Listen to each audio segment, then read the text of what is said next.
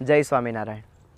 ગુજરાતીમાં સુભાષિતમાં કહેવામાં આવ્યું છે કે નમતા કો સૌ કો રીજે, નમતા કો બહુમાન, સાગર ને નદીઓ ભજે છોડી ઊંચા સ્થાન।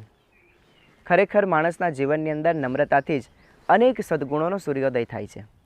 આ જ વિષય અંતર્ગત પૂજ્ય અક્ષર વત્સલ સ્વામીએ અમદાવાદ ખાતે તારીખ 5 મે 2024ના રોજ આયોજિત રવિસભાની અંદર ખૂબ અદ્ભુત સત્સંગ લાભ આપેલો।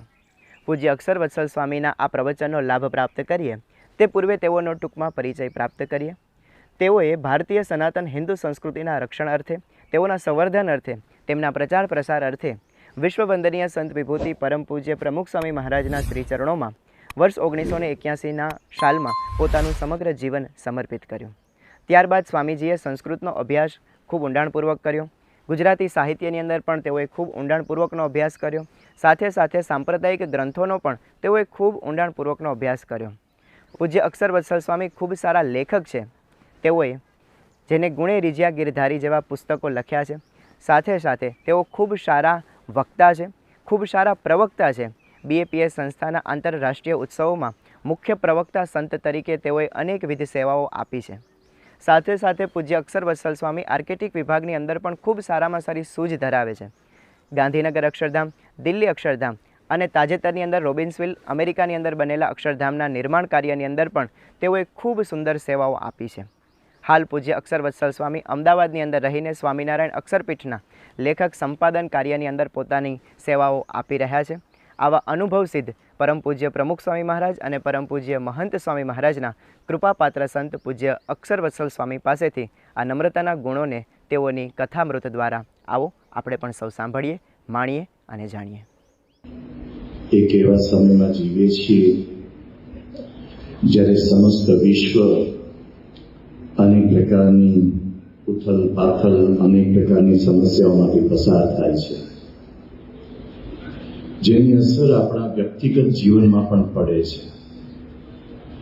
આપણા જીવનનો મુખ્ય હેતુ તો એ છે કે આપણે સુખ પામવું છે, આપણે શાંતિ જોઈએ છે। સમગ્ર વિશ્વમાં શાંતિ શબ્દ ખૂબ ચર્ચાય છે, સુખ, હેપીનેસ ખૂબ ચર્ચાય છે। થોડા સમય પહેલા અમેરિકાના ટાઈમ મેગેઝિન દ્વારા હેપીનેસ ઉપર એક ખાસ વિશેષાંક પ્રકાશિત કરવામાં આવ્યો હતો કે અમેરિકાના એવા psychiatrist association of United states of America, psychologist association of United states of America અને સાથે સાથે જે સાયકો એનાલિસ્ટ હોય એમનું પણ જે એસોસિએશન બધાએ ભેગા મળી અને હેપીનેસ ઉપર બહુ જ વિસ્તારથી સંશોધન કરેલું। એનો સારાંશ આ મેગેઝિનમાં આપવામાં આવેલો। તો હેપીનેસ એટલે કે સુખ અને શાંતિ ઉપર વિશ્વમાં ખૂબ ચર્ચાઓ થાય છે, વિશ્વમાં ખૂબ પરિષદો, કોન્ફરન્સીસ થાય છે। પરંતુ પરમ પૂજ્ય મહંત સ્વામી મહારાજે થોડા સમય પહેલા એમની કથામાં બહુ સુંદરતાથી એક વાત સમજાવી હતી કે આપણે એક વિશ્વમાં સામાન્ય સર્વેક્ષણ કરીએ તો લગભગ 99.99 લોકો એમ માને છે કે પૈસો આવે એમાં સુખ અને શાંતિ છે। એમાં લગભગ 99% લોકોને એવી અપેક્ષા હોય છે કે હું આટલું કમાઈ લઈશ એટલે સુખ શાંતિ થઈ જશે। અમુક અંશે એ વાત સાચી હશે, પરંતુ સ્વામી ખૂબ સુંદર ઉદાહરણ આપીને આપણને સમજાવે છે। મહંત સ્વામી મહારાજ કહે છે કે તમે દાખલા તરીકે 1000 રૂપિયાની 1 કિલો કેરી લઈ આવો છો। આ હું એમને બોલું છું, સાચો ભાવ છે હોય તે, પણ 1000 રૂપિયાની તમે 1 કિલો કેરી લઈ આવો છો તો હિસાબ સીધો છે તમે 10,000 રૂપિયાની 10 કિલો કેરી લઈ આવશો। 1 લાખ રૂપિયાની 100 કિલો કેરી લઈ આવશો, હિસાબ સીધો છે। પણ રિયલ લાઈફમાં આવું બને છે કે જેની પાસે 1 લાખ રૂપિયા હોય એના કરતા 10 લાખ રૂપિયા જેની પાસે છે એક્ઝેક્ટલી 10 ગણો વધારે સુખી છે? જેની પાસે 1 લાખ રૂપિયા હોય ને એ જેટલો સુખી છે અથવા એને જીવનમાં જેટલી શાંતિ છે એના કરતા જેની પાસે કરોડ છે એ બરાબર 100 ટાઈમ 100 ગણો વધારે સુખી છે, એ ગણિત બરાબર બેસતું નથી. એટલે આપણે જે શાંતિ અને સુખની જે વ્યાખ્યાઓ બાંધીને બેઠા છીએ એમાં મૂળથી ફેરફાર કરવાની જરૂર છે. વ્યાવસાયિક ધોરણે પુરુષાર્થ કરવો જોઈએ. એક પારિવારિક જવાબદારીઓ લઈને બેઠા હોઈએ છીએ એટલે ધંધા વેપાર રોજગારનું જે કાર્ય છે જે આપણે કરવું જોઈએ એનો કોઈ નિષેધ નથી, પણ વ્યાખ્યામાં ક્યાંક ગડબડ ગોટાળો ન થઈ જાય એના માટે સાવધાન રહેવું જોઈએ. સુખ અને શાંતિ મેળવવા માટે પૈસા, સુવિધા, સુખ સગવડ એ કમ્ફર્ટ આપે છે, પણ સુખ શાંતિ આપે કે કેમ એની કોઈ ગેરંટી નથી. સુખ શાંતિ શાનાથી મળે છે? તો આપણો હજારો વર્ષોનો માનવ જાતનો ઇતિહાસ કહે છે. હજારો વર્ષોના મહાપુરુષોના વચનોનો સાર કહે છે. હજારો વર્ષોના દુનિયાના શાણા માણસોની જે કંઈ શાણી વાતો છે એનો સાર કહે છે. જીવનમાં સદ્ગુણોને ડેવલપ કરો, જીવનમાં સારી બાબતોને વિકસાવો, એનાથી સુખ અને શાંતિ થાય છે. વલણ બદલવાની જરૂર છે. બહાર બધી પરિસ્થિતિ આપણે બદલી શકીએ તેમ નથી. બહારનું બધું જ આપણા હાથમાં બદલવાનું નથી, અહીંયા બદલવાનું આપણા હાથમાં છે. અહીંયા બદલી શકીએ તો આપોઆપ જ બહાર જે કંઈ હશે, ગમે તે પરિસ્થિતિ હશે, એમાં આપણે સુખ શાંતિનો અનુભવ કરી શકીશું. એ અહીંયા જે બદલવાની બધી બાબતો છે, સદ્ગુણો ખીલવાની જે બાબતો છે, એમાંની એક બહુ જ મહત્વની બાબત છે નિર્માનીપણું, નમ્રતા. ઘણી બધી આપણી પાસે સદ્ગુણોની આપણે વાતો કરી શકીએ તેમ છીએ. ઘણા બધા સદ્ગુણોની લાંબી યાદી આપણા શાસ્ત્રકારો આપણને શીખવે છે. તમે ભક્ત ચિંતામણીનું 2જું પ્રકરણ વાંચો, જેમાં સંતના સદ્ગુણોની વાતો કરે છે.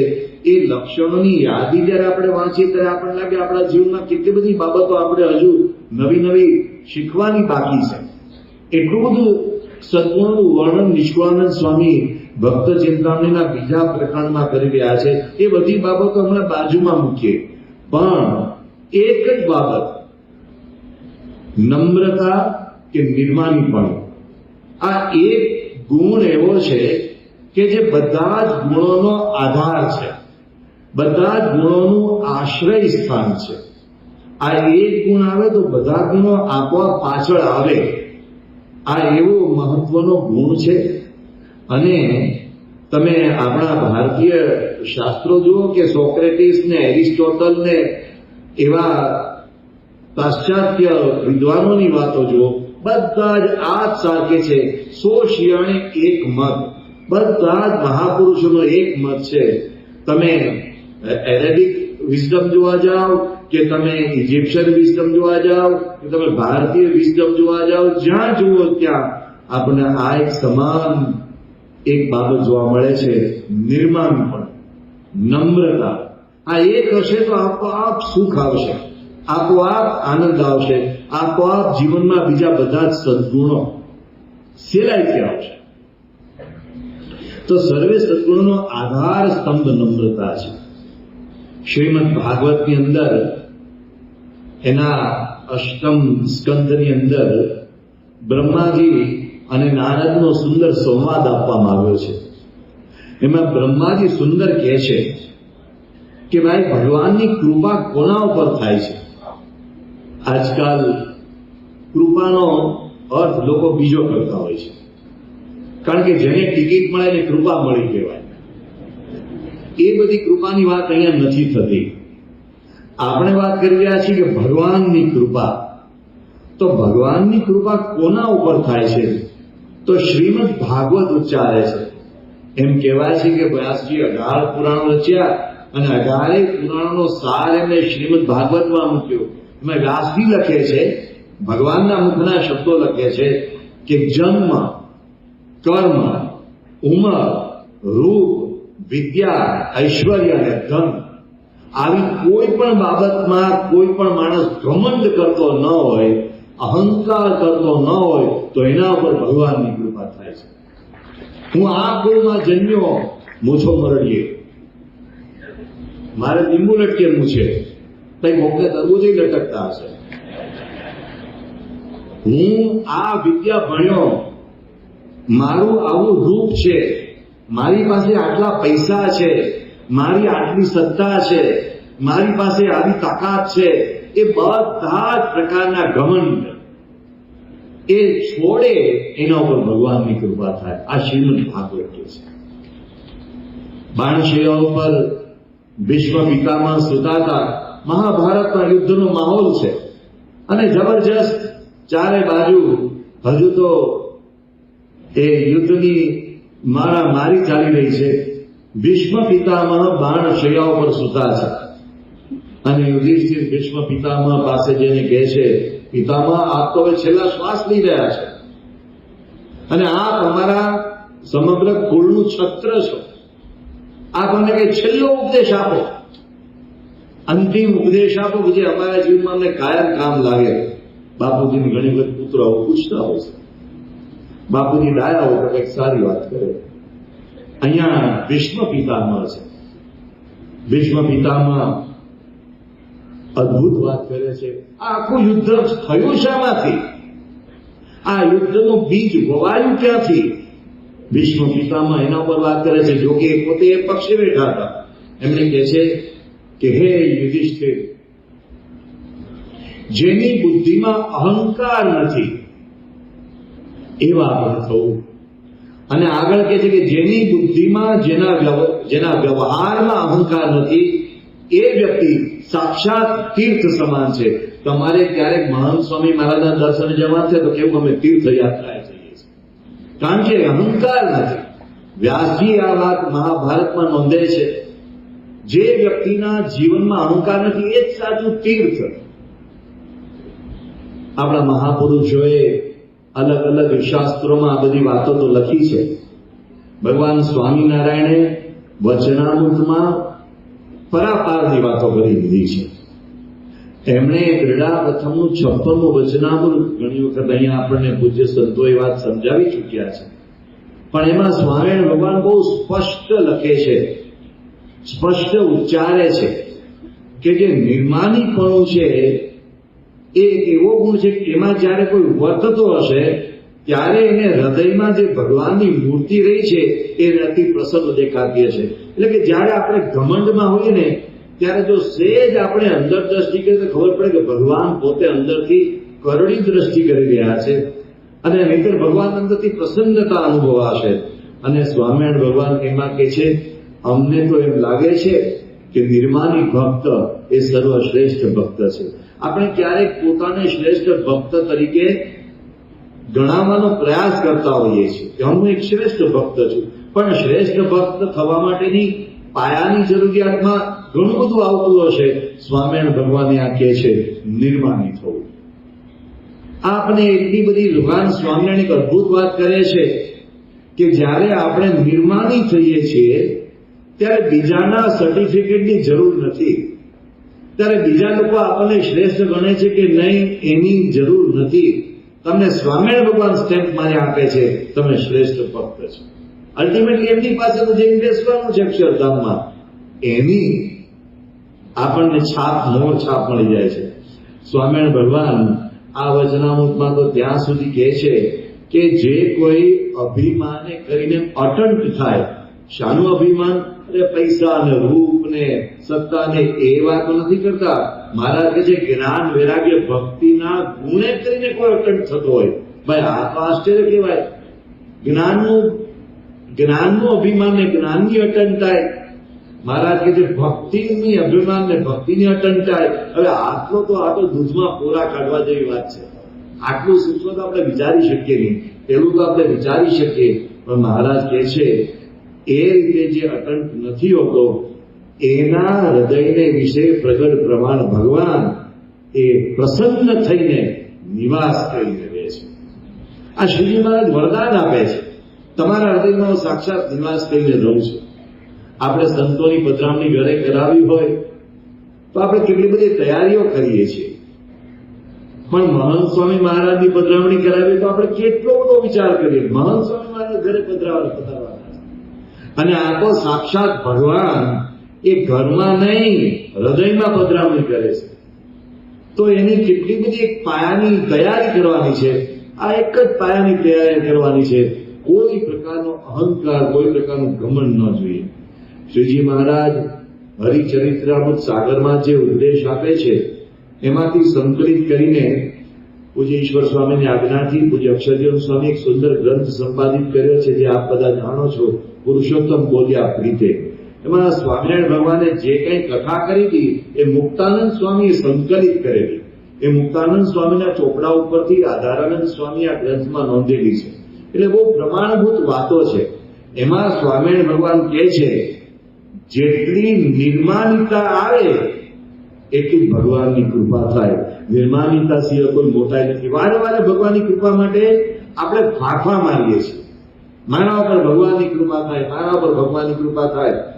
આપણે અપેક્ષા રાખીએ કે રીતે ભગવાનની કૃપા થાય કે નહીં તો પછીનો મુદ્દો છે, પણ કૃપા માટે આપણે અપેક્ષા રાખીએ છીએ. પણ એ ભગવાનની કૃપા માટે સ્વામિનારાયણ ભગવાન એક પાયાનો આપણને રસ્તો ચીંધે છે કે જેટલું નિર્માણીપણું થાય એટલી ભગવાનની કૃપા થાય. અને સ્વામિનારાયણ ભગવાન કહે છે નિર્માણિતા જેવી કોઈ મોટી મોટાઈ નથી. કબીરજીએ લખ્યું નીચા નીચા જો કોઈ ચાલે સબસે ઊંચા હોય. આ સ્વામિનારાયણ ભગવાન પુરુષોત્તમ બોલ્યા પ્રીતે ગ્રંથ એટલે કે હરિચરિત્રમ સાગરમાં ઉચ્ચારે છે. એમને કહ્યું કે જે નિર્માણીપણ, ધીરજ અને ક્ષમા આ ત્રણ વસ્તુ સિદ્ધ કરે. આ ત્રણે ત્રણ બહુ અઘરા ગુણ છે. એક નિર્માણીપણું, એમાં બધું આવી ગયું. પણ ધીરજ, આપણે નાની નાની બાબતમાં ધીરજ ખોઈ બેસીએ છીએ. નાની નાની બાબતમાં આપણને અધીરાય આવી જાય છે. અને ક્ષમા તો આપણે બહુ જરા કે ભૂલની વાત રહી, પણ મહારાજ કે જે આ ત્રણ જેના જીવનમાં આવે છે એને તમારે ત્રિગુણાતીત જાણો. આ કેટલી બધી ભગવાન ઉચ્ચ ઉપમા આપે છે. આ કેટલી બધી ઉચ્ચ આધ્યાત્મિક મહાનતા, આધ્યાત્મિક મહત્તા પ્રાપ્ત કરવાનો માર્ગ આપણને સ્વામિનારાયણ ભગવાન સૂચવે છે. વાતો તો આવી ઘણી બધી કરી શકાય તેમ છે, પણ આપણા જીવનમાં આવે કેવી રીતે? આ કઈ બુક સ્ટોરની કોઈ બાબત નથી ત્યાં જઈને ખરીદીને ખિસ્સા મૂકીને ઘરે ભેગા થઈ જવાય કે આજથી હું નિર્માણ.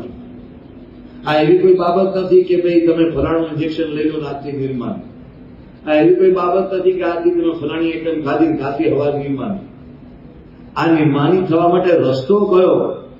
તો સ્વામિનારાયણ ભગવાન વચનામૃતમાં માર્ગ સમજાવે છે કે નિર્માણ થવા માટે એટલે કે નમ્રતા ધારણ કરવા માટે મહિમા, જેટલો ભગવાનનો અને સત્પુરુષનો મહિમા, ભગવાન અને સંતનો મહિમા, એટલા આપણે સ્વાભાવિક રીતે આ નિર્માણિતાના કે નમ્રતાના ગુણને ધારણ કરી શકીએ. સ્વામિનારાયણ ભગવાન લોયાના 17મા વચનામૃતમાં બહુ વિસ્તારથી વાત કરે છે કે મહિમા કેવી રીતે સમજવો. અરે કે મારું પ્રારબ્ધ, આ તો સંતના મહિમાની વાત છે કે મારું પ્રારબ્ધ કોને ખબર કેવું હોત કે પ્રારબ્ધ અવસ્થાને હું મારા પત્ની કે છોકરાના કેટલાય તિરસ્કાર સહન કરતો હોય અને રાજાના તિરસ્કાર સહન કરતો, આવું કેટલું સહન કરતો. એને બદલે આજે આ સત્સંગમાં મને સરસ એવી રીતે આ સ્થાન પ્રાપ્ત થયું છે અને મારે પ્રારબ્ધ વશાત દોડીની ભાજી ખાવી પડત અને મોત એટલે સામાન્ય આપણે લીલ કહેવાય ને, એ મોત ખોદીને ખાવી પડતી એવું કોને ખબર મારું પ્રારબ્ધ હોત. એને બદલે આ સંતના સંજ્ઞવું રહીને સામાન્ય જેવું તેવું ખાવું છું એ મારા મોટા ભાગ્ય છે. અને પ્રારબ્ધ વશાત થઈને મારે ચિત્રા જેવા કપડા પહેરવા પડતા હોત, એને બદલે આ સંતના સંજ્ઞને હું ગોદડી ઓઢું છું, આ મારા મોટા ભાગ્ય છે. ટૂંકમાં આપણી પાસે જે છે એમાં સંતના સંઘનો સંબંધ જોડીને મોટા ભાગ્ય માનવા. આ મહારાજ આપણે લોયાના 17મા વચનામૃતમાં કહે છે કે જો આવી રીતે આપણે મહિમા સમજતા જઈએ, ક્યાં સ્વામિનારાયણ ભગવાન, ક્યાં ગુણાતીત સત્પુરુષ. અરે તમે લોયા, અરે પ્રથમના 27મા વચનામૃતમાં જુઓ, મહારાજ કહે છે આ સંતની મોટાઈ કહે છે, આ સત્પુરુષની વાત કરે છે કે એના પગમાં ચાલનારા ભગવાન છે. માટે અનંત કોટી બ્રહ્માંડના જીવ પ્રાણી માત્રના પગમાં ચાલવાની શક્તિ આપવાને એ સમર્થ થાય છે. આવી મહારાજ વાત કરે છે વચનાઓમાં. આ સત્પુરુષના મહિમાની વાત છે. સત્પુરુષના મહિમામાં મહારાજ એમ કે છે એના ચરણની રજ અમે માથે ચડાવીએ છીએ. ભગવાન કહે છે એને દુખવતા થતા અમે કહીએ છીએ. પ્રથમના 37મા વચનામૃતમાં મહારાજ આ બધી વાત કરે છે. અંત્યના 26મા વચનામૃતમાં મહારાજ કહે છે એવા સંતની સેવા ભગવાનની પેટે સરખી કરવી. તો આ કેટલા બધા મહિમાના વચનો છે. આ મહિમાને જો આપણે દ્રઢ કરતા જઈએ તો ધીમે ધીમે આપણામાં નિર્માણતા આવે. આપણને સ્વામિનારાયણ ભગવાન ખાલી ઉપદેશ આપીને છૂટી જતા નથી. એમણે પોતાના જીવનમાં આ બધું કરી બતાવ્યું છે. એ તો પરમાત્મા પરબ્રહ્મ પુરુષોત્તમ નારાયણ. અને એમને જયારે સમાધિ પ્રકરણ ચલાવ્યું હતું ત્યારે બધાએ જોયું હતું કે કેવી રીતે ભગવાન સ્વામિનારાયણ સર્વોપરી વર્તે છે, કેવી રીતે સર્વ અવતારના અવતારી છે. અરે નિષ્કુળાનંદ સ્વામીને રામાનંદ સ્વામી કહેલું કે આ છે અવતારના અવતારી, ઘણું શું કહીએ વિસ્તારી, તો એ બધા જ જાણતા હતા. તમે વિચાર કરો, સ્વામિનારાયણ ભગવાન ઉપર મુક્તાનંદ સ્વામીએ એમના જિંદગીમાં પહેલું પદ રચ્યું. પહેલું પદ એમાં લખ્યું જન્મ સુધાર્યો રહેવો મારો, મારો જન્મ સુધરી ગયો. એમને પહેલી આરતી બનાવી, એમાં લખ્યું પુરુષોત્તમ પ્રગટનું જે દર્શન કરશે કાળ કર્મથી છૂટી કુટુંબ સહિત કરશે. આ સાક્ષાત પુરુષોત્તમ નારાયણ છે. ઘણા લોકો એવું માને છે કે સ્વામિનારાયણ ભગવાન તો પેલા એક સંત હતા, એક સમાજ સુધારક હતા, એની પાછળ એ લોકોએ ભગવાન કીધા. અરે સ્વામિનારાયણ ભગવાનને એમની 19 વર્ષની ઉંમરે લોકો ભગવાન માનતા હતા જયારે લીલ ગુમાણી તરીકે હતા. સ્વામિનારાયણ ભગવાનની પહેલી આરતી એમની 21 વર્ષની ઉંમરે ઉતારી મુક્તાનંદ સ્વામી. એમાં હમણાં મેં કયા એવા શબ્દો છે. અને મુક્તાનંદ સ્વામી એમના કરતા 23 વર્ષે મોટા હતા. આ કોઈ સામાન્ય બાબત નથી. આના ઉપર આપણે ક્યારેક વિસ્તારથી પાછળથી ચર્ચા કરીશું. પણ આવા ભગવાન તરીકે લોકો એમને માનતા હતા. તો પણ એ અતિનમ્ર થઈને વર્તતા હતા. નીલકંઠ મણી તરીકે જુનાગઢની જગ્યામાં ગયા. પ્રસંગ સુપ્રચલિત છે. જુનાગઢમાં ધર્મદાસની જગ્યા છે, ત્યાં ગિરનારથી ઉતરી નીચે જે જગ્યા આજે પણ છે, ત્યાં સ્વામિનારાયણ ભગવાન નીલકંઠ મણી તરીકે વિચરતા ગયા. ત્યાં કેટલાક એવા દ્વેષી લોકો હતા.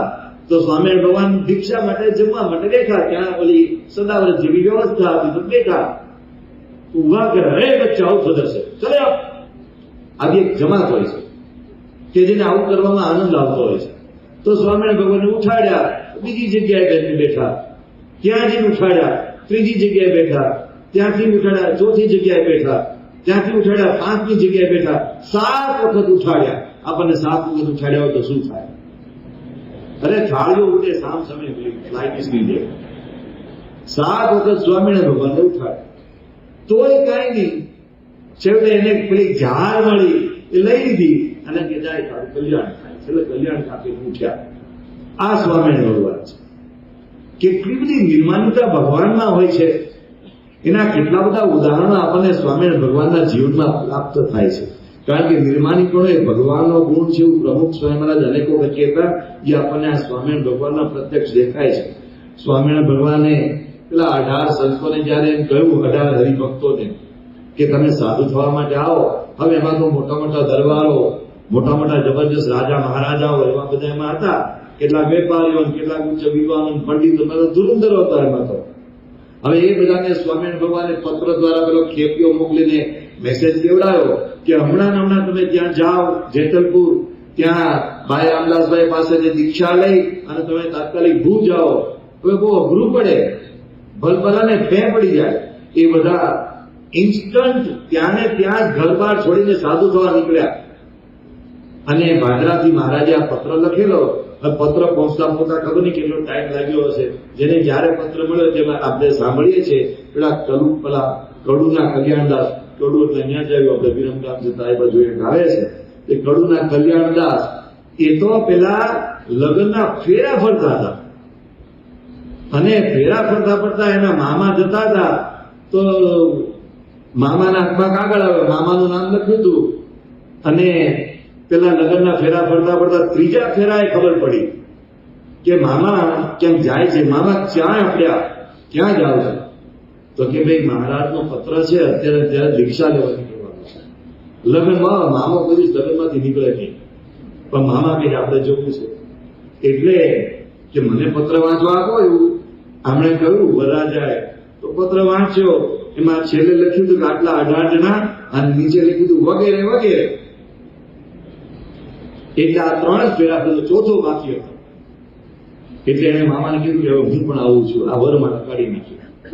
મામા કે અરે ભાઈ તારું નામ નથી આમાં, તો કે નામ હોય કે ન પણ વગેરે વગેરેમાં હું આવી ગયો અને સાધુ બહાર નીકળી પડ્યા.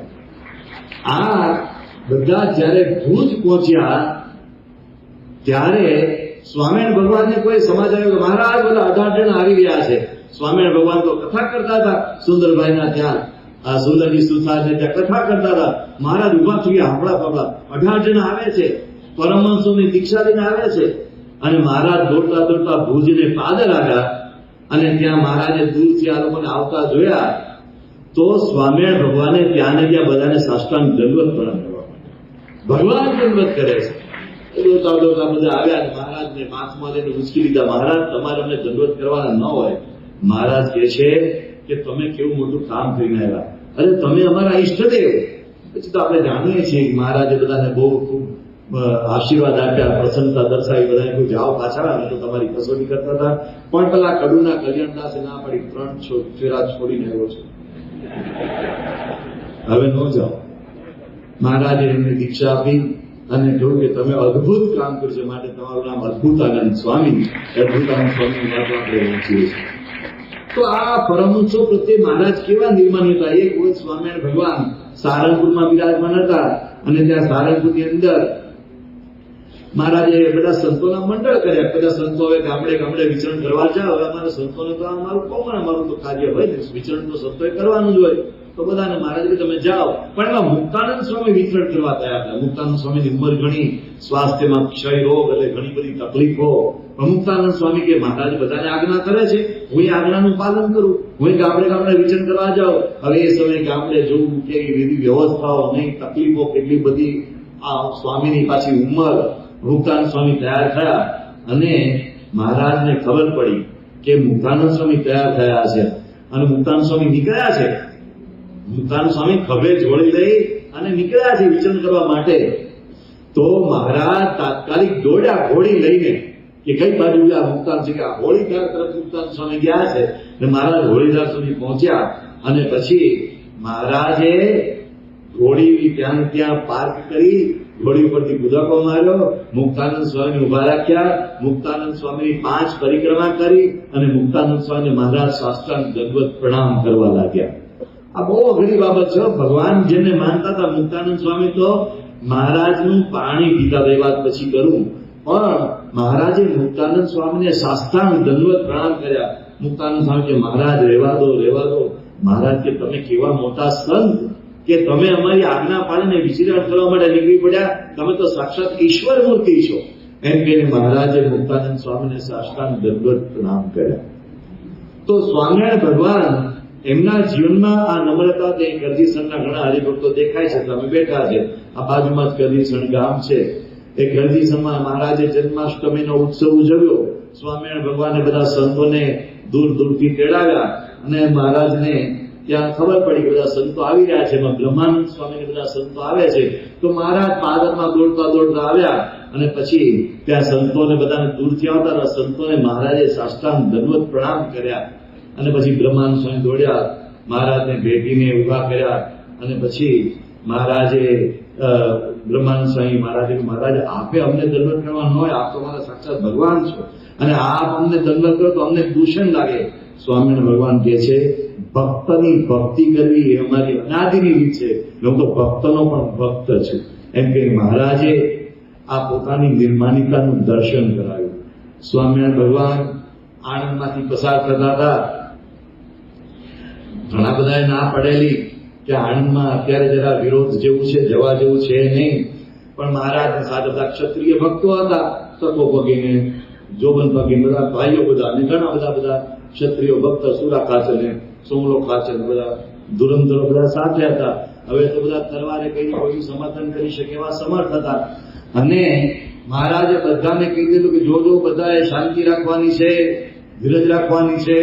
આગળ ઘણી બધી જબરજસ્ત અનુભવની બધી ભરમાર થશે. અને જેવા બધા ગામમાં પ્રવેશ્યા તો ગામમાં બધા લોકોએ છાણ અને ઈટાળા નાખ્યા. કેટલાક લોકોએ, બધા તો નહીં હોય, પણ છાણ અને ઈટાળા નાખ્યા અને બહુ જ અપમાન કર્યું. અને આ બધા દરબારોના હાથ તલવાર ઉપર મહારાજ રેવાતું નથી. મહારાજની અંદર પાછી નાખી દો તલવાર, કાંઈ કરવાનું. અને એમ કરતા કરતા આણંદ ગામમાંથી સોસરવા બહાર નીકળ્યા, ગામને પાદર પહોંચ્યા, બધા દરબારો બધા બેઠા. મહારાજ કે છે આજે તો ઈડરિયો ગઢ જીત્યા. અરે મહારાજ, અમને કોઈ નોકરીએ નહીં રાખે, અમે દરબારો કહેવાય, અપમાન સહન ન કરી શકીએ, પણ અમને કોઈ નોકરીએ નહીં રાખે મહારાજ. મહારાજ કે તમે સાંભળો. એમ કરતા ત્યાં મહારાજ પાછળની ચણ હતી ને, એ મહારાજે ત્યાં કબૂતરાઓ અને ચકલાઓને નાખી. એમાં મહારાજ કહે છે આ કબૂતરાઓ અને ચકલાઓ ને ચણ એને ખાણ કોણ પૂરું પાડે છે? બ્રહ્માંડ. મહારાજે તો તમે પૂરું પાડો છો. તો અનંત કોટી બ્રહ્માંડના નાડી પ્રાણ કોના હાથમાં છે? મહારાજે તો તમારા હાથમાં છે. તો આ અપમાન કર્યું છે અમારી ઈચ્છાથી થયું છે એમ માની સ્વીકારી લો. સ્વામિનારાયણ ભગવાને કહ્યું. અને પછી બધા દરબારો કહ્યું મહારાજ આપ કહો છો તમે હવે ક્ષમા આપી દઈએ, અમારો તો કઈ વાંધો નથી, અમે બોલીએ આ 200 વર્ષ પહેલાની ઘટના છે. તો પછી મહારાજ અમે ભૂલી જઈએ બધા, અમને કઈ વાંધો નથી. અને પછી તો એ આણંદના લોકોને એટલો બધો ગુણ આવ્યો કે આણંદના લોકો ધર્માદો આપે, તુવેરની દાળનો ધર્માદો. તો આપણા સત્સંગના ઇતિહાસમાં લખાયું છે કે એટલો લાંબો તુવેરનો ધર્માદો અપાતો, એટલે એટલા ગાડા ફરીને ધર્માદો અપાતો કે પહેલું ગાડું આણંદથી વડતાલ પહોંચ્યું, છેલ્લું ગાડું આણંદ સુધી હોય, એટલો એ લોકોને આણંદ ગુણ આવ્યો. અને એ આણંદમાંથી આપણને ભેટ મળી છે આ મહંત સ્વામી મહારાજની ડોક્ટર સ્વામી, એ આણંદમાંથી ભેટ મળી છે. એ દિવસે આત્મા સહન કરી દીધું તો આજે ફાયદો થયો, લાંબા ગાળે આ બધું સમજાતું હોય છે. પણ સ્વામિનારાયણ ભગવાન એ આ રીત શીખવે છે, નમ્રતા ધારણ કરવી. સ્વામિનારાયણ ભગવાન એક વાર ગરડામાં બિરાજમાન હતા, અને ગરડામાં ત્યાં બધા હરિભક્તો દર્શને આવતા હતા. એમાં એક હરિભક્ત એના સમુદાયમાં આવતા હતા, સમુદાયના ટોળામાં બધા હરિભક્તો હતા, સાથે એનો નાનો દીકરો હતો. અને એ દીકરો થૂક્યો. હવે થૂક્યો તો એમાં થૂક છે ને ઉડ્યું, પવન સારો હશે તે દિવસે. તે એ દિવસે ત્યાં ગામના ઓટલા ઉપર બજાર, સાંકડી, તમે ગઢડાની બજાર તો જોઈ હોય બધા, સાંકડી બજાર. હવે તમે આમ આડા સુઈ જાવ તો આ બધું પગડે ને આ બધું માથોડ, એવી સાંકડી. એમાં કોઈ પેલો છોકરો થૂક્યો એટલે એનું થૂક ત્યાં એ ઓટલા ઉપર એક સંપ્રદાયના એક ધર્મગુરુ ત્યાં ઉભા હતા, એને થૂક અડી ગયું. ખબર નહીં પોતાની મંત્રા કેટલી થૂકની પાડ્યું. એટલે એ ગુસ્સામાં આવી ગયા કે આ સ્વામિનારાયણ અમારું અપમાન કરે છે, આ લોકોને અમારી પડી નથી. એટલે એના કરતા જરા ગુસ્સામાં એમના જે ભક્તોને કહી દીધું ચાલો આપણે હડતાલ પાડી દો, આવું અપમાન કરતા કેવી રીતે ચાલે? આ હડતાલનો બિઝનેસ બહુ જૂનો છે. તે બધા તાત્કાલિક હડતાલો પાડવા માંડી. તો થોડા સમયમાં તો આખું ગામ બંધ થઈ ગયું. બંધ કરો, ગામ બંધ કરો, ગામ બંધ કરો. સ્વામિનારાયણના છોકરાએ આપણા આટલા મોટા ધર્મગુરુનું અપમાન કર્યું, એના પર ઝૂક્યો, અને બધા તાત્કાલિક દુકાનો ફાટ્યા પાડવા માંડ્યા. સ્વામિનારાયણ ભગવાન તો કથા કરતા હતા, અને કોઈ આવીને મહારાજ દોડી ગયું, મહારાજ આવું થયું, મહારાજથી આવું થયું. મહારાજ તાત્કાલિક બધી કથા અને બધું કામકાજ પડતું મૂકીને દોડ્યા એ ધર્મગુરુ પાસે. પહેલા તો અપેક્ષા હતી નહીં. મહારાજ ત્યાં ગયા, એમનો ચરણસ્પર્શ કર્યો, એમની માફી માંગી કે ભાઈ અમારા છોકરાએ ભૂલમાં કંઈક ઉડાડ્યું અને આપને અડી ગયું, અમે તમારી માફી માંગીએ છીએ. ધર્મગુરુ રાજી થઈ ગયા, દુકાનો પાછી ખુલી ગઈ અને પાછું કામકાજ ચાલુ થઈ ગયું. પણ આ માફી માંગવાની તાકાત એ નમ્રતામાંથી આવે છે. બાકી આપણે અટંડારે હું શેની માફી માંગું? અરે બીજા 5 જણા તું ઉડાડશે, ખાલી કરી લો, આવું એક સ્ટેટમેન્ટ આપી શકાય. પણ મહારાજે એવો માર્ગ ન લીધો, એમને નમ્રતાનો માર્ગ લીધો. સ્વામિનારાયણ ભગવાનની આ પરંપરા, તમે ગુણાતીતાનંદ સ્વામી જુઓ. અરે અહીંયા ભાલમાંથી પસાર થતા હતા સંતોના બધાના જોડા, અને સંતો, પાર્ષદો, હરિભક્તો બધા આખો સંઘ પસાર થતો હતો. અને એમાં ભાલનો કાદવ, વરસાદ પડ્યો એટલે કાદવ થયો જમીનમાં. તો કાદવ એટલે કેવો કાદવ કે જોડાની નીચે ગારો ચોટે, અને ગારો ચોટે તમારો જોડો મણમણ ન થઈ જાય. હવે એ બધા જોડા કાઢી નાખ્યા, પહેરીને ફાવે નહીં ચાલવાનું, તો જોડા કાઢી નાખ્યા. એમ કે બધા એક ઝાડ નીચે ઝઘડો કરી દીધો. હવે આ બધા જોડા ઉચકે કોણ? બોલો, તમને આશ્ચર્ય થાય. એ સમયે આ સાક્ષાત અક્ષરબ્રહ્મ ગુણાતીતાનંદ સ્વામી એ બધા જોડાનું પોટલું પોતાના માથા ઉપર ઉચક્યું. બધા શેઠ થઈ ચાલ્યા, પણ ગુણાતીતાનંદ સ્વામી સેવક થઈ ચાલ્યા. આ ગુણાતીતાનંદ સ્વામીની નમ્રતા.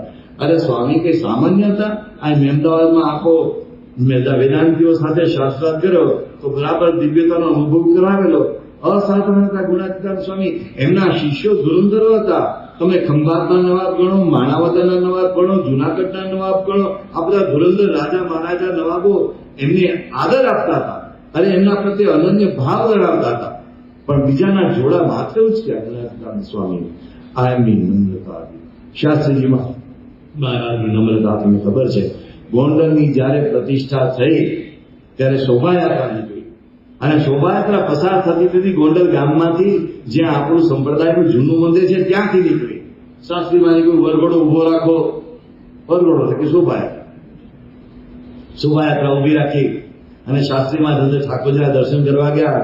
હવે બધાને શાસ્ત્રી મહારાજને મળવાની ઈચ્છા નહીં હોય, ત્યાં બીજા હોય ને અમારા નાથબંધુઓ, તેની ઈચ્છા નહીં હોય એટલે બધા આગા પાછા થઈ ગયા. પણ એ જમાનામાં છે ને નાના નાના છોકરાઓને પણ દીક્ષા અપાતી. એટલે 8-9 વર્ષના સાધુઓ, 8-9 વર્ષના સાધુઓ એ ત્યાં આટા મારતા હતા. તો શાસ્ત્રી મહારાજને જોઈ ગયા. શાસ્ત્રીજી મહારાજે એ 8-9 વર્ષની ઉંમરના છોકરાઓને દંડવત કર્યા, સાષ્ટાંગ દંડ પ્રણામ કર્યા. હવે વિચાર તો કરો, શાસ્ત્રી મહારાજ કે આ બધા આવા મહાન સંતો અહીંયા રહે છે, આ પ્રસાદીનું સ્થાન છે. આ શાસ્ત્રીજી મહારાજની નમ્રતા. શાસ્ત્રીજી મહારાજે રડુમાં પારાયણ કરેલી અને પારાયણ કરવા માટે પછી જમવાની, પારાયણ સાથે જમવાની વ્યવસ્થા તો હોય જ. તો પછી પારાયણ કર્યા પછી જમવા માટે બધા ઉભા થયા. જમવા માટે ઉભા થયા તો જે જગ્યાએ જમવા ગયા હતા જમનારાની જગ્યામાં પેલા ગાય આવી ગયેલી. ગાયને બે સાંટો બાંધી જતા રહેલા ત્યાંથી. એટલે એને પોદળા મૂકી દીધેલા. તો સાફ ન કરે, બધા એમ કે ઉભા રહ્યા ત્યારે તો પોદળા છે. તો શાસ્ત્રીજી મહારાજ પારાયણ કરીને આવ્યા છે અને ગુરુ છે બધાના. પણ શાસ્ત્રી મહારાજે તાત્કાલિક કસોટો વાળ્યો, તાત્કાલિક શ્રાવણનો લીધો અને બધો છાણ પોદો બધું એમને સાફ કર્યું. બધા માટે પાથરણા પાથર્યા. શાસ્ત્રીમાં આવો બધા જમવા પધારો, બધા શાસ્ત્રી પ્રસાદ ગ્રહણ કર્યો. પણ શાસ્ત્રીજી મહારાજ આટલા નમ્ર હતા. શાસ્ત્રી મહારાજની નમ્રતાના અસંખ્ય પ્રસંગો છે. યોગી બાપાની નમ્રતાના અસંખ્ય પ્રસંગો છે. ક્યારેક પૂજ્ય ઈશ્વરચંદ્ર સ્વામીના મુખ્યથી શબ્દ એમના મુખ્યથી વિસ્તારપૂર્વક સાંભળીશું. દુલાભાયા કાગને કેવી રીતે યોગી મહારાજનો ગુણ આવ્યો. અમૃત મહોત્સવમાં દુલાભાયા કાગે જે રીતે યોગી બાપાનું સન્માન જોયું અને બીજી જ ક્ષણે દુલાભાયા કાગે યોગીજી મહારાજને જોયા તાંદરજાની ભાજી ખોલતા. અરે તમારું અમૃત મહોત્સવમાં સન્માન થયું છે, એમનું એવું ભવ્ય સિંહાસન, હજારો હરિભક્તોનો સમુદાય અને યોગીજી મહારાજના જય જયકાર એક પત્યા પછી થોડીક ક્ષણોમાં તાત્કાલિક. અને દુલાભાઈ કાગને થયું આ કોઈ જુદી માટીના સંત છે. અને પછી એમને કહ્યું જોગીરાને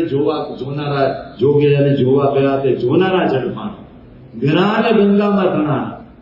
આ શું યોગીજી મહારાજ છે? આવું ભવ્ય સન્માનને બીજી ક્ષણે તાંદરજાની ભાજી તોડતા હોય. પણ યોગી બાપાને બે સમાન હતા. એ અતિ એમને માન શું ને સન્માન શું એની કઈ એની ગણતરી જ નહોતી. યોગી મહારાજની જેમ આપણને પ્રમુખ સ્વામી મહારાજ, તમે પ્રમુખ સ્વામી મહારાજ વિશે હજારો લોકોના અભિપ્રાય એકઠા કરજો, સંતો મહંતોના અભિપ્રાય એકઠા કરજો. મોટા મોટા મહાન સંતો સ્વામી ચિન્મયાનંદજી, સ્વામી ચિદાનંદજી, સ્વામી સત્યમિત્રાનંદજી, સ્વામી હરિનારાયણાનંદજી, સ્વામી અખંડાનંદજી, કેટલા ધુરંધરો, સ્વામી આત્માનંદજી, બધાના તમે અભિપ્રાય ભેગા કરો. તમે રાષ્ટ્રપતિ જ્ઞાની જૈનસિંહ, ડોક્ટર એપીજે અબ્દુલ કલામ થી માંડી અને દુનિયાભરના બિલ ગેટ જેવા નેતાઓ બધાના તમે આમ લાઈનમાં મૂકો, તમને બધામાં એક સોસરો દોરો દેખાશે કે પ્રમુખ સ્વામી મહારાજ જેવા અહમ શૂન્ય પુરુષ અમે ક્યાંય જોયા બધામાં તમને દેખાશે. અરે આ બિલ ગેટ્સ માને કોઈ દિવસ અમેરિકન પ્રેસિડેન્ટ પહેલી વખત પ્રમુખ સ્વામી મહારાજને ત્યાં મળ્યા માયામીમાં અમેરિકામાં અને ખોવાઈ ગયા. પ્રમુખ સ્વામી મહારાજ થોડીક ક્ષણો માટે મળ્યા. બીજી વખત ગાંધીનગર અક્ષરધામમાં special out of the way જઈને FBI ને CIA ને જેની બધી વ્યવસ્થા હોય થોડીને મળવા માટે આવ્યા અને ત્યારે એમને જે બાપાની પવિત્રતા માટે ઉચ્ચાર્યું કે એની આંખોમાં જે પવિત્રતા દેખાય છે, નમ્રતા દેખાય છે, એ અસાધારણ છે. ડોક્ટર કુરિયન એમણે કીધું પ્રમુખ સ્વામી મહારાજ જે અહમ શૂન્ય છે અને એમની જે સિદ્ધિઓ છે એમની સિદ્ધિઓ જોતા મને લાગે છે કે મારી સિદ્ધિઓ કાંઈ નથી, પણ આ કેવા અહમ શૂન્ય પુરુષ છે. આવા તો આપણે અહીંયા સેંકડો ઉદાહરણ નાખી શકીએ છીએ. અને હમણાં જ અહીંયા હંતકોલ પાસેથી આપણે સાંભળતા હતા મહંત સ્વામી મહારાજ. પ્રમુખ સ્વામી મહારાજ 13મી ઓગસ્ટે 2016 ના રોજ ધામમાં પધાર્યા અને એ જ દિવસે એ જ ક્ષણે બીએપીએ સંસ્થા દ્વારા પૂજ્ય ડોક્ટર સ્વામીએ પ્રમુખ સ્વામી મહારાજનો પત્ર મૂકીને જાહેરાત આખા વિશ્વ સમક્ષ કરી દીધી કે હવે મહંત સ્વામી મહારાજ ગુરુપદે છે, એ જાહેરાત થઈ ગઈ.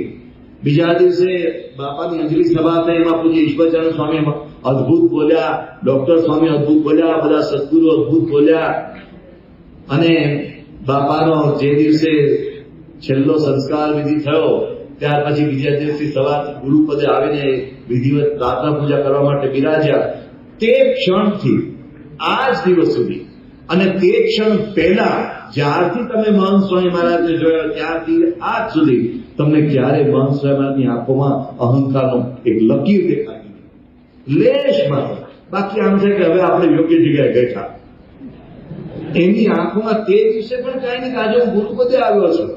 બાકી આપણને એમ થાય ને કે આજે આપણી નિયુક્તિ થઈ છે, આજે આપણે એક યોગ્ય જગ્યાએ યોગ્ય વ્યક્તિને યોગ્ય સ્થાન પ્રાપ્ત થયું છે. એવું લેશ માત્રનું. જેવા આગલા દિવસે હતા એવા જે બીજા દિવસે હતા. મહંત સ્વામી મહારાજની નિર્માણતા, એમની અહમ શૂન્યતા એ કોઈ પણ માણસને સ્પર્શી જાય છે. તમે પેલા ડોક્ટર આપણે જેમને મહંત સ્વામી મહારાજની બાયપાસ સર્જરી કરી, ડોક્ટર ભટ્ટાચાર્ય, એમના અભિપ્રાયોથી માંડીને દુનિયામાં ઘણા લોકો એમને મળ્યા છે. અમેરિકન પ્રેસિડેન્ટ બરાક ઓબામા, એમને પણ મહંત સ્વામી મહારાજની નિર્માણતા એમને સ્પર્શી ગઈ. તો આ બધા મહાપુરુષોની વાતો તો બરાબર છે. અમારા સંત સ્વામી કહેતા કે અમારા બાપુજીએ 7 સિંહ માર્યા, પણ તમે તો મંદાથી ભાગો છો, એનું શું? એટલે આ આપણા ગુરુઓની વાતો થઈ, આપણા ઈષ્ટદેવની વાતો થઈ. ભગવાન કૃષ્ણ પણ નમ્ર હતા અને એમને પાંડવોના અશ્વમેધ યજ્ઞમાં એઠા પતરાળાઓ પાડવાની સેવા કરી હતી. એ બધો જ ઇતિહાસ છે. ભગવાન રામ પણ એવા નમ્ર હતા. આ બધી ઇતિહાસની વાતો થઈ. પણ મારા તમારા રોજિંદા જીવનનું શું? આ આપણી સૌથી મોટી સમસ્યા છે. કારણ કે આ બધી વાતો મહાપુરુષોને મુબારક, આપણે તો હતા ત્યાં ત્યાં. એક બહુ સુંદર પંક્તિ ક્યાંક સાંભળેલી કે હસતા હસતા રડી પડે ભાઈ માણસ છે, આ માણસ છે, અને રમતા રમતા લડી પડે ભાઈ આ માણસ છે, આ માણસ છે. આખો દિવસ નમ્ર, સાંજે ઘરે જઈને પાછો મૂળ વેશમાં આવી જાય. ઓફિસમાં નમ્ર, બહાર નમ્ર, ઘરમાં પાછો અસલ વેશ પરિવેશમાં જાય. ક્યારેક ઊંધું પણ હોય છે, ઘરમાં ઊંધું અને બહાર અલગ અલગ. પણ આ બધી આપણી જે રોજિંદો જે વ્યવહાર છે એમાં જે નમ્રતા એપ્લાય કરવી, ત્યાં આધ્યાત્મિકતા બહુ અગત્યની છે. અને આપણો ભારતનો એક રાષ્ટ્રીય રોગ છે ખોટું લાગવાનો રોગ. વાતે વાતે ખોટું લાગે. તમારે ઘરમાં એકાદ લગ્નનો પ્રસંગ આવ્યો તો તમને અનુભવ થયો હશે. મામાને ખોટું ન લાગે, ફુવાને ખોટું ન લાગે, કાકાને ખોટું ન લાગે, ચાચાને ખોટું ન લાગે, વેવાઈને ખોટું ન લાગે. એનું સતત ધ્યાન રાખવાનું એના ઉત્સવ નામ લગન. એમાં વચ્ચે પેલી 50 જણની મર્યાદાનું જે આવ્યું હતું ને, એમાં તો બહુ 51 કોણ, એ માથાનો દુખાવો, કોણ એક જણ આમાંથી બાકાત થઈ જાય. અરે ભાઈ ખબર નહીં કેમ પણ આપણને બધાને ખોટું વાતે વાતે લાગી જાય છે. સત્સંગમાં ખોટું લાગે, નાની નાની બાબતમાં ખોટું લાગે. પ્રમુખ સ્વામી મહારાજ એક વખત ન્યુયોર્ક, આપણે ન્યુજર્સીમાં હતા, એડિસનમાં, આપણા ત્યાંના આપણા અગ્રણી કાર્યકર હરિભક્ત કરુભાઈ એક ભાઈને લઈને આવ્યા, મૂળ અમદાવાદના. તો પ્રમુખ સ્વામી મહારાજ પાસે લઈને આવ્યા અને પ્રમુખ સ્વામી મહારાજને વાત કરી, બાપા આ હરિભક્તને ખોટું લાગ્યું હતું. બાપા કે એમ ક્યાં લાગ્યું હતું, ક્યારે લાગ્યું હતું? હવે આ ખરેખર બહુ મોટો પ્રશ્ન છે. ક્યાં લાગે છે ખબર નહીં, અહીંયા લાગ્યું કે અહીંયા લાગ્યું સમજાતું નથી. અને વાગે છે તો ઠાર કઈ જગ્યાએ પડે છે, આ બહુ અઘરો છે શોધવું. પણ બાપાએ ક્યાં લાગ્યું એટલે એમ પૂછ્યું ક્યાં ઘટના બની હતી. તે પછી વાત કરી કે બાપા ન્યુયોર્કમાં દિવાળીનો અંકુટોત્સવ હતો. એટલે પ્રમુખ સ્વામી મહારાજની ઉપસ્થિતિમાં 12 વર્ષ પહેલા એક પ્રતિક ઉત્સવ દિવાળીનો રાખેલો અને એમાં અંકુટોત્સવ રાખેલો. એમાં જેમણે સેવા નોંધાવી હોય ને એના નામ બોલવાના હતા. એમાં આમનું નામ પણ હતું અને આમનું નામ તે દિવસે બોલવાનું એટલે એમને ખોટું લાગી ગયું ને 12 વર્ષ સુધી સત્સંગ છોડી દીધો. એ આજે જ પાછા આવ્યા છે. તો હું બાજુમાં બેઠો હતો, આ બાજુ એ ભાઈ બેઠા હતા, આ બાજુ હું બેઠો હતો. હવે 12 વર્ષ પહેલા ઘટના બની ત્યારે હું તો હાજર નહોતો. પણ પ્રમુખ સાહેબ મને સમજણ કે હું તને વારે વારે તું નામ ભૂલી નહીં જવાનું, નામ ભૂલી જશે બધા બોલો છો. આ બધું લિસ્ટમાં પ્રમાણે બોલવું જોઈએ, કોઈનું રહી ના જવું જોઈએ, જોવું જોઈએ. ઘણી વખત કહું છું તમને, પણ આપણે ભૂલી જઈએ છીએ અને પછી જો આવું થાય 12 વર્ષે પાછા આવ્યા. મેં કીધું બાપા 12 વર્ષે પાછળ આવ્યા, બાકી તો આવતા જ નથી કેટલાક. પણ બધી બાપાએ ત્યારે હરિભક્તને કહ્યું કે ખબર નથી એ દિવસે કોણ જાહેરાત કરતું હશે, સભા સંચાલક કોણ હશે ખબર નથી, કઈક વાત ભૂલમાં થઈ ગઈ હશે, પણ એ દિવસે જે થયું હું તમારી માફી માંગુ છું અને તમે ક્ષમા આપો. અને પેલા ભાઈની આંખમાં આંસુ આવ્યું કે બાપા આપે ક્ષમા માંગવાની ન હોય, આ તો મને વાત સાચી સમજાઈ કે મારી ભૂલ હતી. તો નાની નાની વાતમાં સત્સંગને ખોટું લાગી જાય છે. મારું નામ ન બોલાડો, મને આગળ ન બેહાડ્યો. અચ્છા મજાની કેવા છે, તમને આગળ ન બેસાડવાનો પ્રશ્ન નથી અથવા મને આગળ ન બેસાડવાનો પ્રશ્ન નથી, પણ મારું જેવો હું જેને માનતો એને આગળ બેહાડે એમાં લોચો પડે છે. એ છે નો બેઠો. અને હું કઈ ભાજી મળા છું, ખબર નહીં ભાજીનું શું મહત્વ તે દિવસે હોય છે, પણ આપણને એ બધી વાતનું ખોટું લાગી જાય છે. એને કેમ મહત્વ મળ્યું, એની કેમ મહાનતા મળી, મારી કેમ ન મળી. આ લગ્નમાં આ જ પ્રશ્ન હોય છે. લગ્નમાં તમારે પેલી પહેરામણી જો કઈ કાર્યક્રમ હોય છે ને, પહેરામણી તો શું કે છે, હું ભૂલી ગયો, આપણે કઈ શબ્દ અનુભવ નથી, આવડતો નથી, પણ એવો કઈક શબ્દ હોય છે હે ને. એમાં તમારે કેટલું લિસ્ટ બનાવવાનું, કેટલું સાચવવાનું. હવે આ બધા પ્રશ્નો એનું મૂળ કારણ શું? ઈગો, અહંકાર. ફુવા મોટું ફૂલાઈને ફરે. ભાઈ તમે પેલા બનેવીમાંથી હવે ફુવા છે, હવે નીચે ઉતરી ગયા છો, સ્ટેટસ ચેન્જ થઈ ગયું છે. પણ બધા તમારા લગ્નમાં આ જ સાચવવાનું. અને આપણે ત્યાં કેવું ત્યાં અપેક્ષા સાથે કર્યું મારું માન સન્માન થાય. એક વાર મહાન સ્વામી બહુ સુંદરતાથી વાત કરી કે તમે કોઈ સમારંભમાં ગયા હો, લગ્નમાં ગયા હો, પછી પાછા આવો ત્યારે કે હાશ થાક લાગ્યો હતો. તે થાક શેનો લાગ્યો? તમે ત્યાં કઈ માથા પર પથરા ઉંચક્યા હતા? ના, પોતાનો અહંકાર મૂકીને ચાલ્યા એનો થાક. બોલો, મેં કપડા કેવા પહેર્યા એનો અહંકાર, મારું મોઢું કેવો છે એનો અહંકાર, મારી છાપ કેવી છે એનો અહંકાર, એ બધાનો આપણા લોકો કેવું રાખે છે એનો અહંકાર. અરે ભાઈ, કોક બોલાવે ન બોલાવે એના ઉપર આપણા સુખનો આધાર સામે રાખીએ.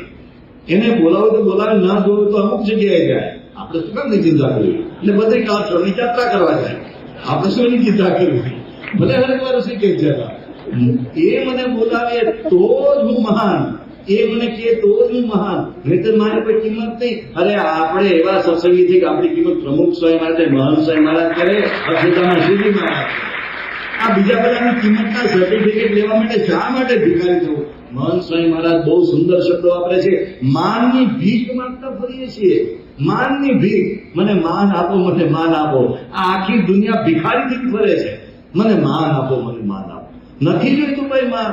ખાલી મનમાં આટલી જ વાત બદલી નાખીએ, મારે કોઈની પાસેથી માન સન્માનની અપેક્ષા નથી, જો તમે કેટલા સુખી થઈ જાઓ છો. આટલો જ વિચાર આપણે મનમાં રાખીએ. અને આ ઘરમાં જે નાની મોટી તકલીફ થાય છે ને આમાંથી થાય છે. અકળાય છે ને આવે છે, આની તો તકલીફ થાય છે. સાસુઓના ઝઘડા, આમાં તો તકલીફ. હમણાં થોડા સમય પહેલા ક્યાંક પ્રસંગ વાંચ્યો હતો. આ કડવા ચોથનું વ્રત એક વિશિષ્ટ વ્રત છે અને એમાં કઈ એવી ભાવના છે 7 જન્મ સુધી આનો આ પતિ મળે, એવી ભાવના હોય છે. તો અહીંયા ઠાકોરજી આગળ એક જણ માંગતું હતું ભગવાન આગળ, હે ભગવાન મને 7 જન્મ સુધી આનો આ જ પતિ મળે. તો પતિ આગળ ઉભો પાછળ પત્નીની પ્રાર્થના સાંભળતો અને ભગવાને કીધું મારી પણ વાત સાંભળી નક્કી કરજો. એટલે પછી કોઈ કે ભગવાને પેલા પાછળ જે ભક્ત હતા એના ઉપર રાજી થયું, તમે 7 જન્મ સુધી આનો આ પતિ માંગો છો તો કારણ શું છે? એ કે માંડ ટીપી ટીપીને આ જન્મે હરફો પડ્યો છે, મારા જન્મે નવો ક્લાસ આ કડવા ચોથનું વ્રત છે ને એ વિશિષ્ટ વ્રત છે. તેમાં કડવા ચોથના વ્રતની અંદર એક દિવસ ચિત્રગુપ્તને યમરાજ મૂંઝાઈ ગયા. પછી ચિત્રગુપ્તને યમરાજ કીધું તમને શાની મૂંઝવણ છે કડવા ચોથના વ્રતમાં? એટલે કે આ સ્કીમ બદલવી જોઈએ. કેમ શું કે આ 7 જન્મ સુધી પેલી પત્ની એનોય પતિ માંગે છે, આના કર્મ જુદા, ફરી પાછો પેલો તો બીજી પત્ની માંગે છે. એટલે આ બધું ભેગું કરવું બહુ અઘરું પડે છે એમને. એટલે કે આપણે હવે આ સ્કીમ ચેન્જ કરીએ, કડવા ચોથની સ્કીમ. તો કે આ સ્કીમ તો આપણા દ્વારા જાહેર થઈ ગઈ છે, બદલાય નહીં. તો કે આમાં કોઈ આપણે કઈ કોઈની સલાહ લઈએ, કોની સલાહ લેવી? આપણે સ્વર્ગમાં તો આપણા બે સિવાય કોઈ સલાહ આપે એવું છે નહીં. તો કે કોની સલાહ? એ તો ભારતમાં કોઈ વણિકની સલાહ લઈએ. પછી ભારતમાં કોઈ વણિક શોધ્યો અને પછી વણિકને પૂછ્યું કે ભાઈ આમાં અમારે કરવું શું? પેલી પત્ની 7 જણ સુધી આનો પતિ માંગે છે ને અમારા કર્મના લેખાજોખામાં એનું જોડું ભેગું કરવામાં તકલીફ પડે છે. આ સ્કીમ આપતા તો અપાઈ ગઈ. એટલે પછી પેલા વણિકે કહ્યું કે ભાઈ તમે કઈ ચિંતા ન કરો, તમે સાથે સ્કીમમાં એક વસ્તુ હવે એક નવો એક ધારો ઉમેરી દો કે શું કે પતિ 7 જણ સુધી એનો જોતો હોય તો સાસુ એની રહેશે. આપણે એમ કહેવાય છે એવું સાંભળ્યું છે કે વણિક પછી ભારતના ગૃહમંત્રી થયા, પણ વાતો આગળ ચાલે છે. આવી બધી માન્યતાઓ છે. આ નહીં ને આ એ બધી અકળાઈઓ શાની છે? આ ઘરના ઝઘડા શાના છે? આના તો ઝઘડા ચાલે છે. આ કે એટલે હું ન માનું, આ કે એટલે મારે માનવાનું. આ બધી જે આપણી તકલીફ છે ને એ આપણી આ તકલીફ એ આ અહંકારને કારણે છે, આ ઈગોને કારણે છે. પત્નીએ રસોઈ પતિને પીસીને પછી પેલો કે આજે રસોઈમાં મીઠું બહુ નાખ્યું છે. તો પત્ની ખીજાણી બરાબર નહીં. મીઠું શાકનું વધારે હોય? રોજ નાખવું છે એટલું જ નાખવું છે. તમને રોજ કહું છું શાક વધારે આવે, તમે શાક ઓછું લે. આનો તો કઈ અંત છે?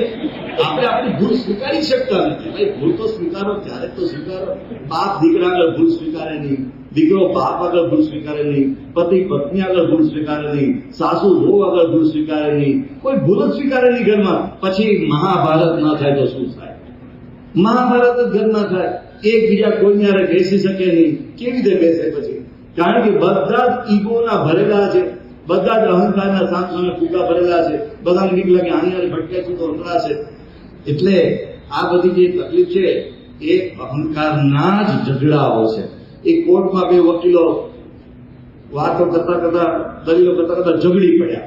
એટલા બધા ઝઘડી પડ્યા તો આ બાજુનો વકીલ કે તું ગધેડા જેવો છે, પેલો કે તું બળદિયા જેવો છે, પેલો કે તું કૂતરા જેવો છે, પેલો કે તું હરામખોર છે, પેલો કે તું નીચ છે, પેલો કે તું નાલાયક છે.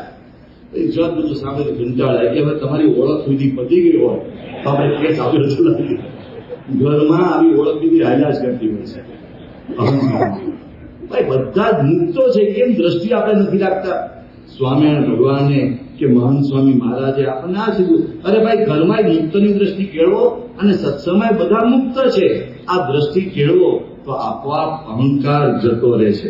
અને જ્યારે આ દ્રષ્ટિ નથી કેળવતા ત્યારે ખુવાર થઈ જવાય છે. પારિવારિક ખુવાર તમે જોજો, પરિવારના ઝઘડાઓ જોજો, કરોડો રૂપિયા ખુવાર થાય છે. એક બાપુજી શેઠ, તે સરસ ધંધો, રૂનો મોટો વેપાર, અને બાપુજી ગુજરી ગયા. પણ બાપુજી ગુજરી ગયા ત્યારે જે સંપત્તિ મૂકતા ગયા હતા એના તો ભાગલા બધાએ કરવાનું બરાબર ઠીક રાખ્યું, પણ એમાં એક ભાગમાં બિલાડી હતી. હવે બિલાડીના ભાગલા કેવી રીતે કરવા?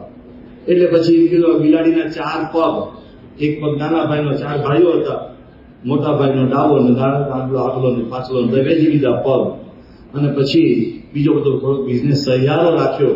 બિલાડી રાખવાનું કારણ શું હતું? ગોડાઉનમાં ઉંદરડા હતા, એટલે બિલાડી ઉંદરડાને એ રીતે ભગાડી દે અને ફળ ખાઈ જાય, એમાંથી એક રસ્તો કાઢે. એટલે બધી વ્યવસ્થા બિલાડી રાખેલી. હવે એક દિવસ બન્યું એવું કે બિલાડી રોજ એક ભાઈના ઘરે બિલાડી રહે અને પછી એક ભાઈ દૂધ પાય. એમાં નાના ભાઈના ઘરે બિલાડી હતી, તે વળી બિલાડીને તે દિવસે કઈ પગે વાગ્યું એટલે નાના ભાઈ ત્યાં પાટો બાંધ્યો. એમાં વળી કંઈક રાત્રે કઈ એવું બન્યું કે પેલો જે પાટો હતો ને કંઈક દીવો ત્યાં સળગતો હતો, ત્યાં એને અડી ગયો. એટલે પાટો હળગ્યો ને બિલાડી ચારે બધું ફરવા માંડી. રૂના ગોડાઉનમાં ભાગી, રૂના ગોડાઉનમાં આગ લાગી અને બધું પડીને ખાક થઈ ગયું. ચારે ભાઈ ઝઘડા બરાબર. બિલાડીને કારણે આ થયું, પણ બિલાડીના કારણે કેમ થયું? કારણ કે નાના ભાઈએ જે પગે પાટો બાંધ્યો હતો એ પાટાથી આગ લાગી. માટે આ બધાનો જવાબદાર નાનો ભાઈ. માંડો કેસ. અને વકીલો તૈયાર હતો, એમને તો આ બધું બહુ ફાવે, એટલે એમણે કીધું માંડો કેસ. તે કોર્ટમાં લડ્યા. પેલી જગ્યાએ લડ્યા, બીજી જગ્યાએ લડ્યા, ઉપરની કોર્ટમાં, જેનાથી ઉપરની કોર્ટમાં. એમ કરતા કરતા સુપ્રીમ કોર્ટ સુધી ગયા. કરોડો રૂપિયાનો વકીલોનો ખર્ચો કર્યો, જબરજસ્ત વકીલોનો ખર્ચો કર્યો. છેવટે કોર્ટે કહ્યું કે ભાઈ વાત તો બરાબર છે, નાના ભાઈના એ પગમાં, એના ભાગ્યમાં જે પગ આવ્યો છે એ પગે આગ લાગીને એના માટે આ બધું થયું છે. એટલે પછી વકીલ છેલ્લે ઉભો થયો, કોઈ હશે સ્પેશિયલ આપણા સાલ્વે સાહેબ જેવો, છેલ્લે ઉભો થયો અને એને કીધું, મહારાજ નામદાર, એક વાત છેલ્લે સાંભળી લો, પછી ચુકાદો આપજો કે આ જે છેલ્લો જે ભાઈ છે એનો જે પગ હતો એને પાટો કેમ બાંધ્યો હતો? કે પગે વાગ્યું હતું એટલે પાટો બાંધ્યો હતો. તો બિલાડી ભાગી ગઈ એ પગે નહીં, આગલા 3 ભાગે. એટલે પાછલા પગે તો માર્ગ જ નથી નામદાર. હવે આ 3 ભાઈઓને ભાગે વેચી ગયો. હવે છેવટે ભાગમાં શું આવ્યું? 3 ભાગ કેવી રીતે વેચવા? કરોડોનો ખર્ચો. એટલે આવા ઈગોના કારણે પરિવારો બદનામ અને ખલાસ થઈ ગયા છે. આવા બધા ઈગોના પ્રશ્નો એ આપણને રોજે રોજ સત્સંગમાંથી શીખવા મળે છે કે ભાઈ છોડતા શીખો ને, જવા દો ને, જતું કરો. અને જતું કરવામાં લાભ છે. અમારા જસવંતભાઈ અહીં સભામાં બેઠા છે, કદાચ તમે પૂછજો ક્યારેક એમની શાંતિની વાતો, કેટલું જતું કર્યું, ભાઈઓને આપી દીધું. જેમણે એમના પિતાનું મર્ડર કર્યું હતું, જેમણે એના પિતાનું મર્ડર કર્યું હતું, એમની બાની હાજરીમાં એમના બા હાજર, એમના માતુશ્રી હાજર, અને પેલાએ આવીને એનું મર્ડર કર્યું. એને માફી આપવાની વાત પ્રમુખ સાહેબ, જતો કરો, જતો કરો. ક્યાં સુધી તમે કોર્ટમાં ઝઘડાઝઘડી કરશો? જતું કરો. અને કોર્ટમાં જતું કર્યું. અને એટલું જ નહીં, પેલો ફરતો ફરતો બાપુનગરમાં એક દિવસ અચાનક વર્ષો પછી દેખાયો. તો આ જસવંતભાઈ કીધું, ભાઈ તું અચાનક કઈ આવ્યો છે, ક્યાંય ઉતર્યો છે? કે ના, કઈ ઉતર્યો નથી, એના ફાધરનો મર્ડર છે, કે ઉતર્યો નથી. કે મારા ઘરે ઉતરજે ને તો મારા ઘરે જમવા આવજો. અરે પેલા તું આને ઘરે જઈશ તો કઈ ભોજનમાં નાખી દેશે એટલે પૂરું થઈ જશે.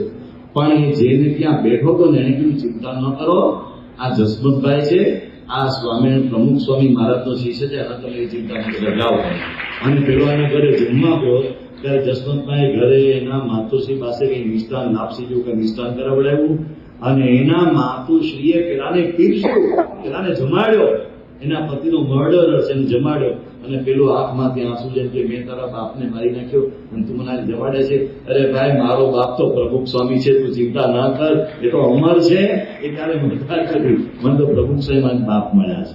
આ ઉદાર ભાવના, ક્ષમા ભાવના. આપણે કેમ ભાઈઓ બહેનોમાં આવી ક્ષમા ભાવના નથી આપી શકતા? એ જે આપણે મનમાં ભરી રાખીએ છીએ ને એના હાર્ટ એટેક આવે છે, કોવિશિલ્ડને કારણે નહીં. એ જે આપણે મનમાં ભરી રાખીએ છીએ એના કારણે બેઆવિશિષ્ટતા એટેક આવે છે. આ એના પ્રશ્નો છે. આ ગાંઠો મનમાં ભરી રાખી, આ મનની ગાંઠો છોડતા નહીં શીખીએ તો આ સત્સંગ કામમાં શું આવ્યો? આ સત્સંગ કામમાં ક્યારે આવશે? આ મનની ગાંઠો છોડતા શીખીએ, એમાં જ આ સત્સંગની સાર્થકતા છે. આ સત્સંગ અમથો આવીને કસાર કરીને છૂટા પડવા માટે નથી કરતા. આ સત્પુરુષના શરણે જઈને સત્પુરુષના જીવનમાંથી આ બધું શીખીએ નહીં, સત્પુરુષના જીવનમાંથી આ બધું પામીએ નહીં, રોજિંદા જીવનમાં એપ્લાય ના કરીએ તો કઈ કામનું નથી. જેને મળવે માંગ્યું કલ્યાણ રે, તેને જોવા ઘડી ઘડીએ. નિષ્કુળાનંદ સ્વામી લખ્યું. તો ઘડી ઘડી જોઈને કરવાનું શું? એમાંથી ગુણ આપણામાં એપ્લાય કરતા જવાના છે. બીજા બધા એપ્લાય કરતા શીખીશું, વાંધો નથી. આ તો એપ્લાય કરીએ. આ નિર્માણિકાનો સાગર છે ને, એમાંથી 2 બુંદ તો લઈએ. પણ આપણે જઈએ બીજા પાસે, કોઈ બીજા પાસે, જેને ખબર ન પડતો એની પાસે જઈએ. ભાઈ મારો ભાઈ આમ કે છે, મારા બાપુજી આમ કે છે, મારા કાકા આમ કે છે, મારા દાદા આમ કે છે, મારો સાળો આમ કે છે, મારા સસરા આમ કે છે, મારી સાસુ આમ કે છે. અરે ભાઈ, તમે એની પાસે ક્યાં જવો? એની સાથે એ ઝઘડે છે, તમને સલાહ શું આપશે? પણ ત્યાંથી તમને ઝઘડા લઈને આવે. છેલ્લો પ્રસંગ એની વાતને પૂરી કરીએ. એક મિયાજી હતા. એ મિયાજી એ એક હકીમ પાસે ગયા. હकीम ने कहे कि बहुत तकलीफ थी है कि શું કે मेरा पैर नीला पड़ रहा है, मारो पग लीलो થઈ ગયો છે. अरे जहर मिल रहा है, काट डालो. अरे मियाँ जी पैर तो चलता है. हकीम जी पैर तो चलता है. अरे कुछ भी है, जहर है, पूरे शरीर में फैल जाएगा, काट डालो पैर को, काट डालो. पग पकड़ी. थोड़ा समय પછી બીજા પગે लीलानी फरियाद लेने वाले, मेरा तो दूसरा पैर भी नीला पड़ रहा है. हाँ, तो वहां भी जहर फैल रहा है, काट डालो, पूरे शरीर में फैल जाएगा. बीजो पग कापी नाखो. પછી લાકડાનો પગ નાખ્યો. જે કુટકુટ આવે છે ને, લાકડાનો પગ નાખ્યો. એ પેલો પાછો ગયો અને હકીમ કહે, अरे ये तो लकड़े का पैर भी नीला पड़ने लगा है. घी घी नीचे पड़ो પછી કે મિયા तुम्हारी लुंगी कलर छोड़ती है